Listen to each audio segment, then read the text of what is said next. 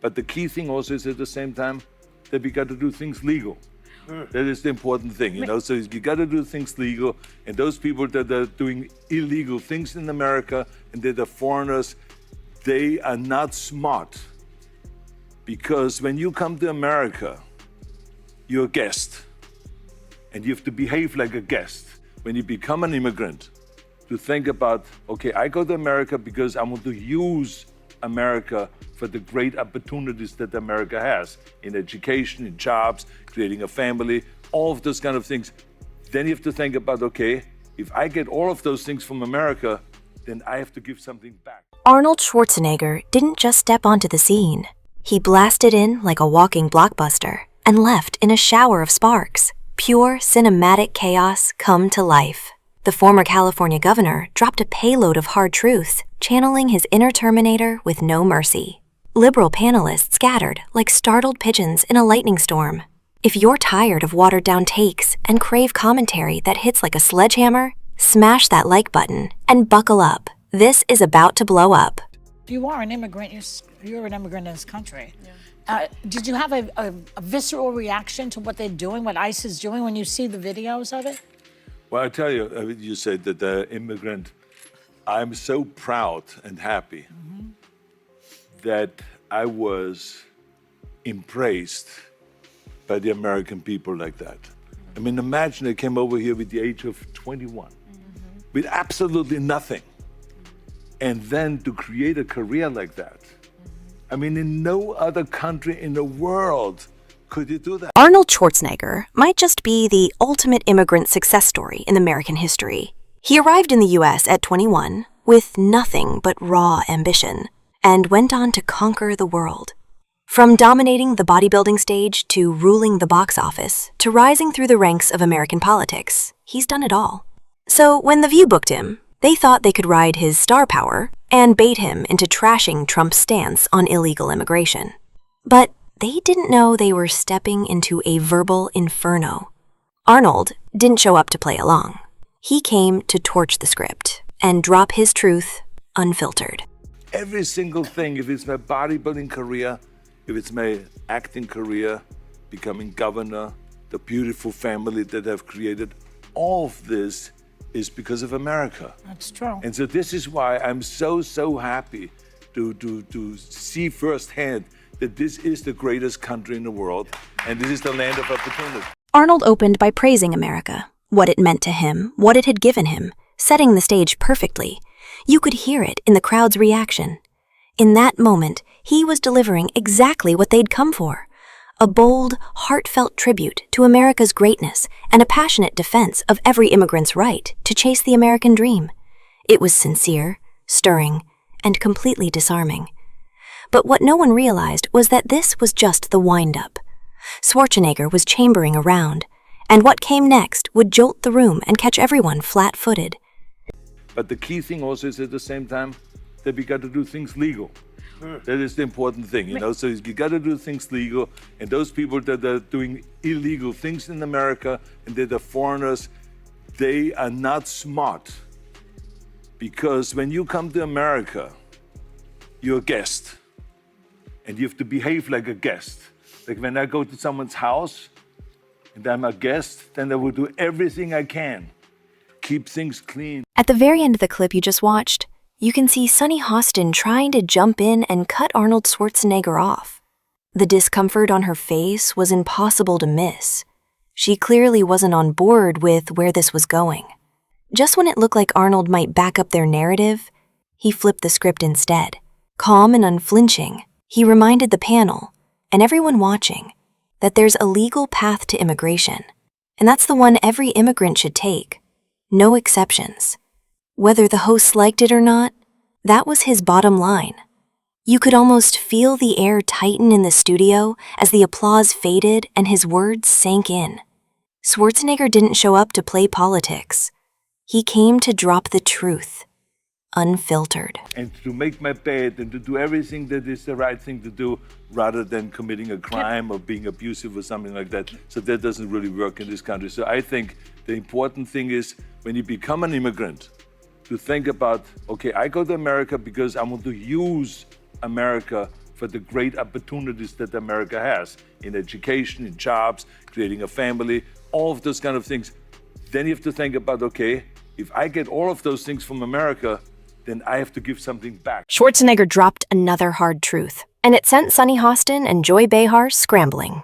In his view, immigrants in America should act like immigrants, grateful, law-abiding, and ready to give back, not break the law. He didn't sugarcoat it, and honestly, it was a message long overdue. The numbers back him up. A 2023 Department of Homeland Security report showed that over 56,000 non-citizen immigrants were arrested for crimes ranging from homicide to assault to drug trafficking. In Texas alone, illegal immigrants there faced charges for more than 250,000 criminal offenses in just a few years. That's not the story The View wanted to hear, but Schwarzenegger wasn't there to stick to their script. He made it clear, immigration is a privilege, not a license to break the law. If you come to America, you play by America's rules. Anything else is a slap in the face to the opportunities this country gives. You have a responsibility as an immigrant to give back to America and to pay back to America and to go and do something for your community for no money whatsoever. Give something back to after-school programs, Special Olympics, or whatever it is. Make this country a better place. The former California governor delivered another verbal gut punch that clearly rattled the View panel. With calm resolve, Schwarzenegger laid it out. Immigrants shouldn't be focused solely on what they can take from America, but on what they can give back. He took direct aim at the entitlement mindset, reminding everyone that true gratitude is proven through service, contribution, and respect for the country that opened its doors. How many immigrants, he asked in so many words, can honestly say they've given back after receiving the opportunities, freedoms, and safety this nation provides? That was Arnold's challenge, and it hit hard. He wasn't attacking immigrants. He is one. But he posed the uncomfortable question, are we raising contributors or complainers? Schwarzenegger's words weren't just a critique. They were a call to action, a mirror held up to the nation. And, right on cue, Sunny Hostin bristled at the direction he was taking and fired back. Keep things clean and to make my bed and to do everything that is the right thing to do rather than committing a crime or being abusive or something like that. But don't forget, there's 90% of the people who come here are trying to do the right thing. They're less likely to commit crimes. And a lot of what's happening right now is people are getting snatched who shouldn't be snatched out of the country, people who have visas, people who have all those things. So we want all the right people. We don't want people who are doing bad stuff. But they are less likely, immigrants are much less likely to commit crimes in this country than actually American-born citizens. And the other thing I just wanted to say is that Governor Newsom did not ask for the National Guard to come to, the federal government to come to California.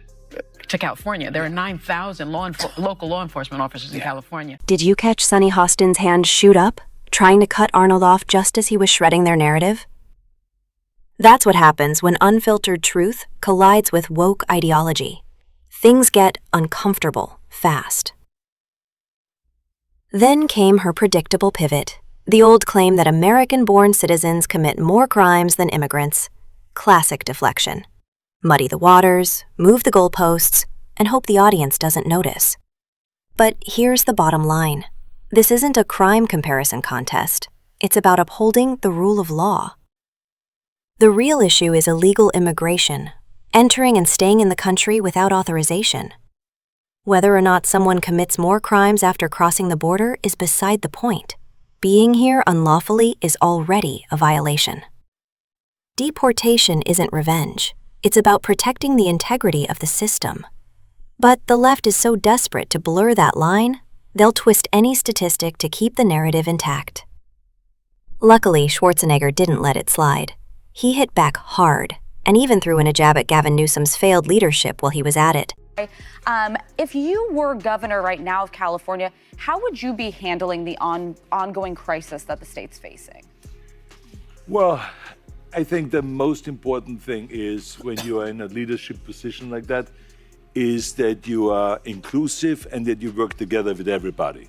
And so it means that you have to work together with local government, the state government, and the federal government. They have to work together rather than fighting each other. Fighting each other's agendas and all of that stuff, that doesn't do good to anybody. Let's be honest. Gavin Newsom has cemented his place as one of the most incompetent governors in California's history. Instead of leading with unity and common sense, as Arnold Schwarzenegger urged, Newsom chose partisan theatrics.